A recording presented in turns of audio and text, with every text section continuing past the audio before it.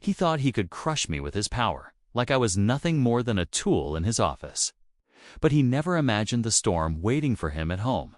And when the truth came out, the look on his face was worth every sleepless night I endured building my dream. My name is Daniel, and for years I poured my heart, sweat, and every ounce of my mind into creating something I called the NeuralSync Productivity Suite. It wasn't just another software.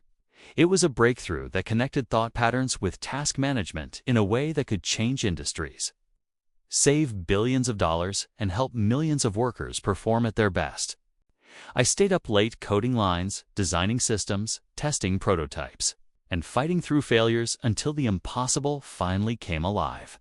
This was my baby, my vision, and the one thing I believed would prove that even a man working quietly in a corner office could change the world. But the problem was my boss, Mr. Sterling.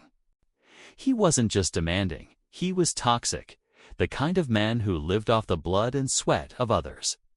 At first, he praised my work, clapped me on the back, and told me I was an asset to the company. But soon, his words shifted. He started calling me into long meetings, not to help, but to strip away pieces of my dream. "Why don't you bring the code into the company's name?" he asked with a fake smile.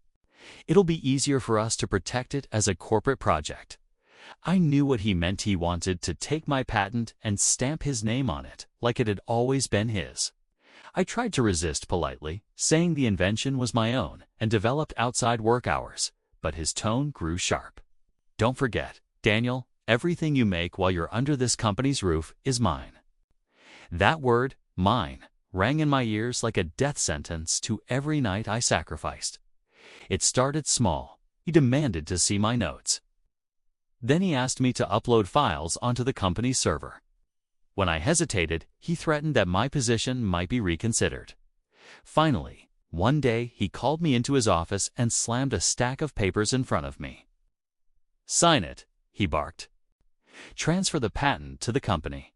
My hands shook, but not from fear. From rage. How dare he try to steal my years of sacrifice with one command? I told him no. His face turned red, veins bulging on his forehead. He leaned forward, lowering his voice. "If you don't, you'll regret it. I'll bury you under legal fees until you crawl back here begging for my mercy." He thought he owned me, but what he didn't know was that I had already hired a lawyer. Not just any lawyer, but one of the best in intellectual property law. I told him flat out, I won't fight this battle alone. He laughed in my face. "No lawyer can stand against me, Daniel. You're broke, and I have resources. You'll lose everything." But he was wrong. Days later, we sat in a conference room, the air heavy with tension. My lawyer walked in, sharp suit, calm expression, confidence radiating with every step. I glanced at Mr. Sterling, expecting arrogance, but instead, I saw something new: panic. His eyes widened, his jaw clenched.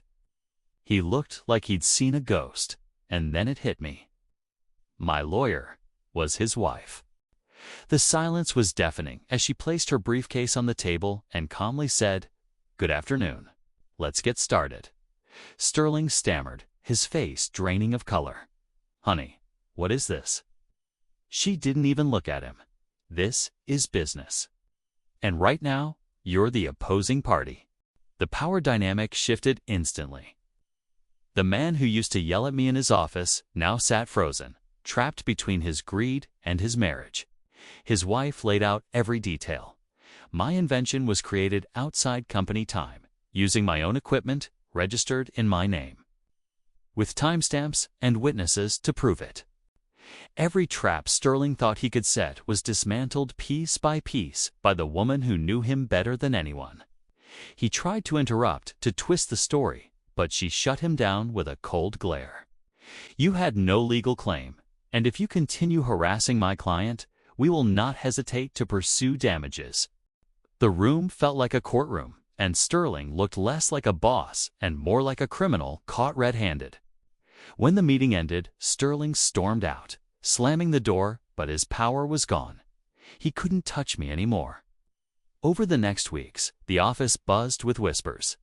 People noticed how quiet he became, how his confidence faded.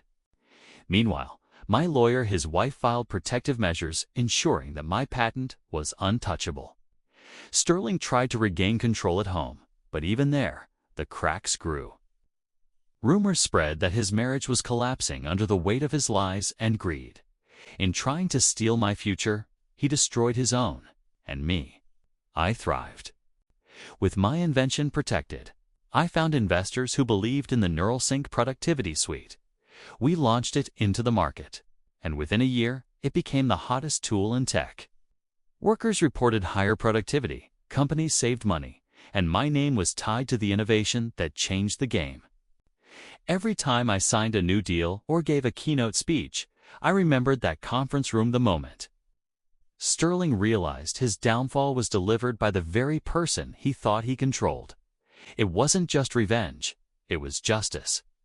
It was proof that no matter how powerful someone seems, their empire can crumble if it's built on greed.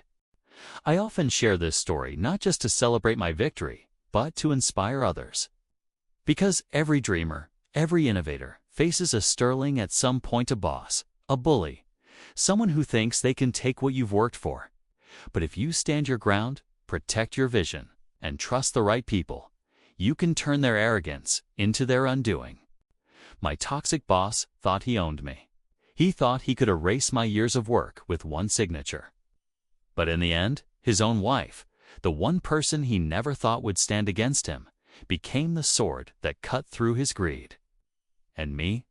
I walked out not just with my patent, but with my dignity, my dream, and a story that proves that the strongest revenge is living free, successful, and untouchable.